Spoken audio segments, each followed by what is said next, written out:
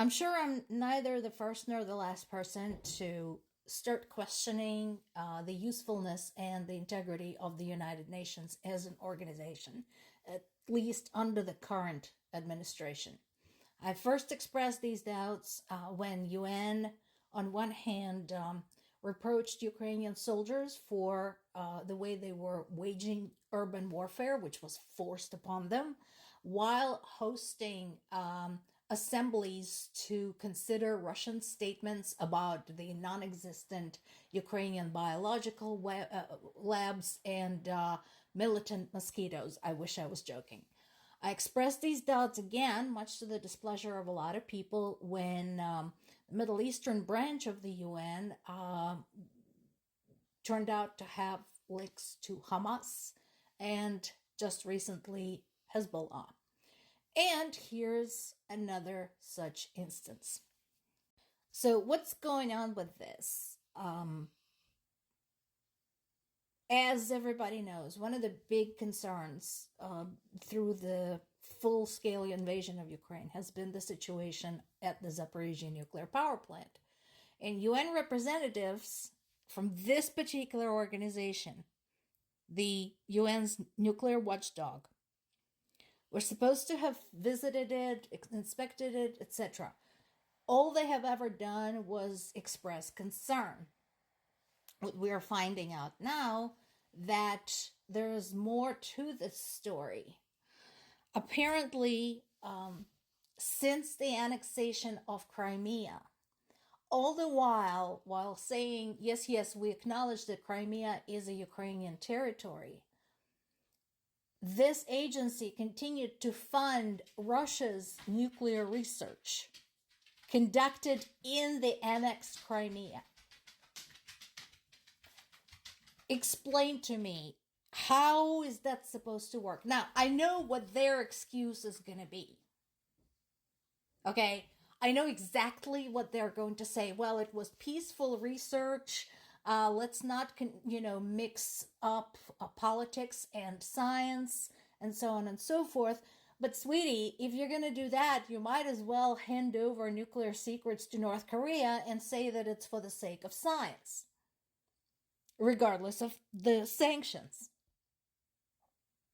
So I have questions about this, and I don't know what the repercussions are going to be, but at this point, it's very obvious that UN under current administration cannot be trusted. Speaking of people who cannot be trusted, why David Cameron? Why do you say that? What credibility does India have exactly to mediate between Russia and Ukraine? Considering that during the horrific attack on the supermarket in Kharkiv, the leader of India was in Russia accepting blame from Putin and calling Putin his brother. Considering the same man insists that if surrender leads to peace, then that's what it should be. That's just fine. So what exactly qualifies India to be a mediator? Still waiting for that answer. And of course, this continues. I mean, again, this is not going to do anything. South Korea demanding immediate withdrawal of North Korean troops out of Russia and away from the Ukrainian front. I don't know if that's going to do anything. Again, if you are just making these statements, expressing concern, expressing outrage, making demands, but they're not supported by any kind of consequences, they're not going to lead to anything. There are longer, more detailed articles appearing now with additional information about what we know about the movement of North Korean troops that are joining Russia. So I suggest you look that stuff up. This particular one is in Reuters, but there are more. There's some in Radio Free Europe. There are some on the Ukrainian side in Ukraine Censor. So definitely more material is coming in. We still don't know how many.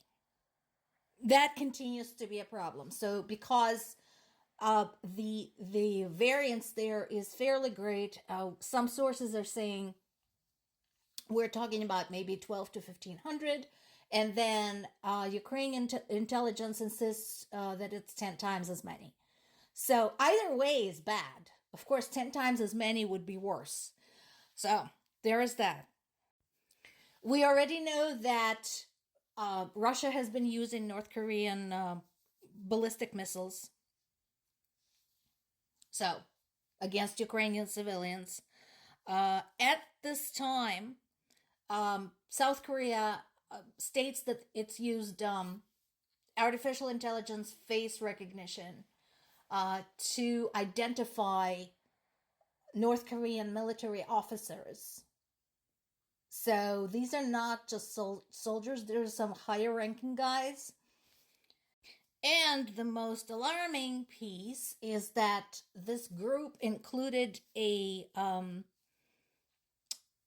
key specialist in North Korea's missile development. So there's also concerns about Russia's Pacific Fleet. And again, I'm surprised Japan hasn't said anything yet, because that's right next door to them.